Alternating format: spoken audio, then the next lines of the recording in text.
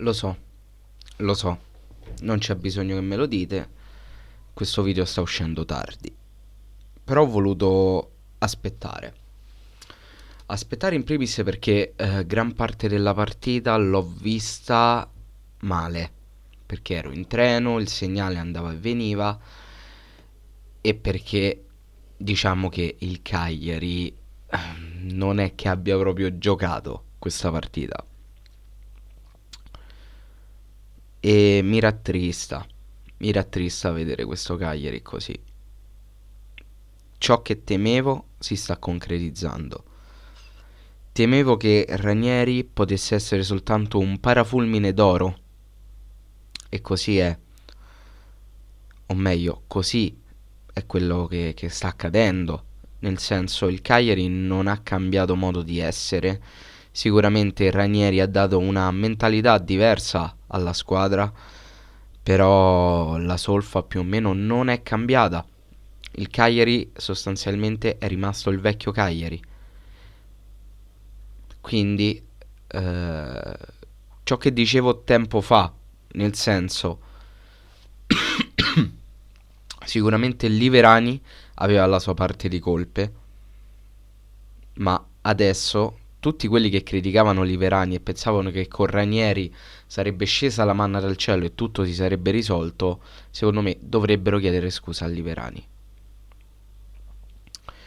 Quindi, partendo da questo concetto, poi anche chi dice ma la squadra l'ha scelta Liverani, potenzialmente vero, nel senso la gran parte degli interpreti erano facilmente riconducibili in qualche modo a Liverani, ma non significa che la scelta degli interpreti possa garantire il successo di una squadra, perché ci sono dei meccanismi all'interno che noi non vediamo e chissà mai se verremo a sapere, che determinano anche poi il rendimento in campo di questa squadra.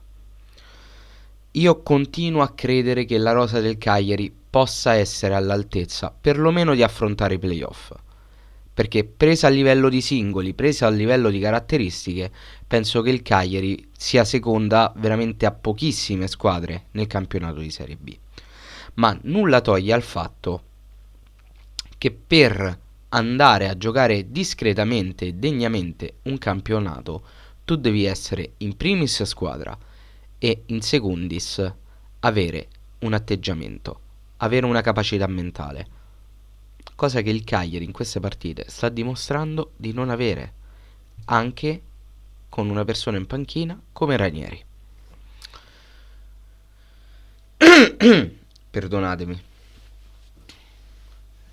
È brutto, è veramente brutto perché poi io voglio molto, molto bene a Ranieri e so che questa non può essere colpa sua, perché lui si è ritrovato una squadra così in corsa. So che non è nemmeno colpa di Liverani, come non era colpa di Mazzarri, come non era colpa di Lopez, come non era colpa di Maran, come soprattutto non era colpa di Agostini, di Zeman, di Festa, di Zola, di Rastelli, di chi volete voi, di Semplici. Il problema è ben più radicato. Il problema sappiamo chi è, perché da 9 anni a questa parte si concretizzano dei problemi che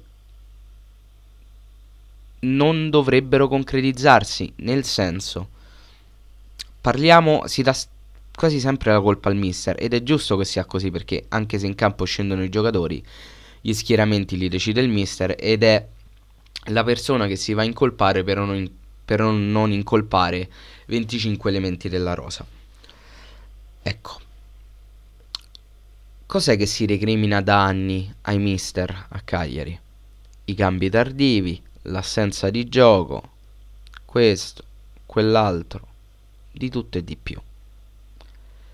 E in questi anni ad ogni allenatore a Cagliari gli vengono recriminate queste esatte cose, sempre le stesse,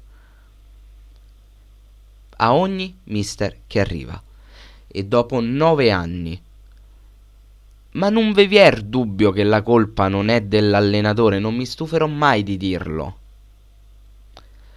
L'effetto Ranieri è durato soltanto la partita con il Como, perché già quella con il Cittadella veniva da quel famosissimo video dell'allenamento in cui c'era Ranieri che motivava i ragazzi, che ti faceva venire voglia anche a te di andare lì ad allenarti e dare il tutto per tutto. Quello è un video spettacolare che fa capire anche la potenza di quell'uomo. Ma se tu però a quel video affianchi la prestazione che il Cagliari ha fatto a Cittadella, ci sono delle cose che non tornano.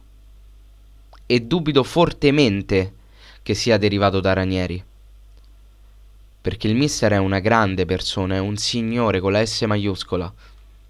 E visto che di calcio, diciamo, ne ha masticato, vuol dire che il problema risiede in questo momento ovviamente nella squadra, ma anche in chi gestisce tutto il collettivo Cagliari. È vero, non stiamo perdendo, ma non stiamo nemmeno vincendo. Abbiamo pareggiato con il Brescia perché ci hanno dato un rigore, tra l'altro ne manca uno nettissimo al Brescia, come ne mancava uno netto a noi all'andata con il Brescia, a loro ne manca uno perché il fallo di mani di Dossena era netto e io penso sia assurdo che non siano andati a ricontrollare, che Fabbri non sia andato a vedere al VAR. È veramente scandaloso. Lo dobbiamo dire quando lo subiamo noi, ma lo dobbiamo dire soprattutto quando va a nostro favore. Il VAR domenica è stato scandaloso. C'era un rigore netto per il Brescia. Non vinciamo, non pareggiamo soltanto. Pareggiamo soltanto. E facendo così ci allontaniamo sempre di più dalle squadre che sono in vetta. E dovremo affrontare un filotto di partite importanti. Importanti. Avremo lo scontro diretto con il Südtirol, avremo lo scontro diretto con il Parma. Ce ne sono di partite toste. Ce ne sono. E il problema non è nemmeno il riuscire a portare a casa i 3 punti o meno. Perlomeno per me. Perché non è il portare a casa la vittoria o non uscire sconfitti. A me non è quello che mi interessa. Io ho cominciato a tifare il Cagliari perché era il Cagliari e si comportava da Cagliari.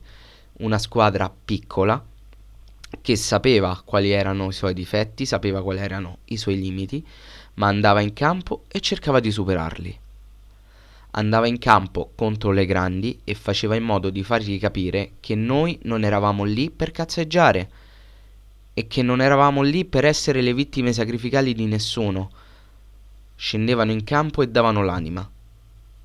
Io è sempre e solo questo che cerco nella mia squadra, a prescindere dalla categoria. A prescindere, questo ovviamente lo do per scontato perché a me non me ne frega un cazzo della categoria. Può essere l'interregionale come può essere la Serie D come può essere la Champions League. Io voglio che il Cagliari scenda in campo e si comporti da Cagliari.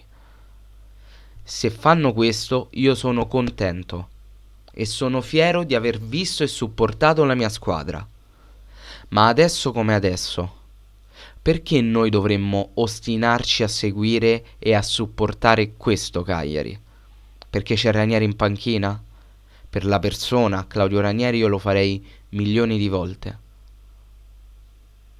Ed ha ragione quando dice che noi dobbiamo stare vicino alla squadra. Ma non è possibile che dobbiamo essere sempre noi a rimetterci.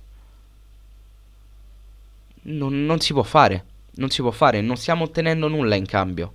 Anzi, c'è gente che continua a macinare chilometri su chilometri, a farsi trasferte, a farsi le partite in casa e a dare soldi sudati. È un po' demagogico come discorso, ma capirete. Per ottenere questo in cambio, che va oltre la singola prestazione. Una gestione societaria a dir poco opaca.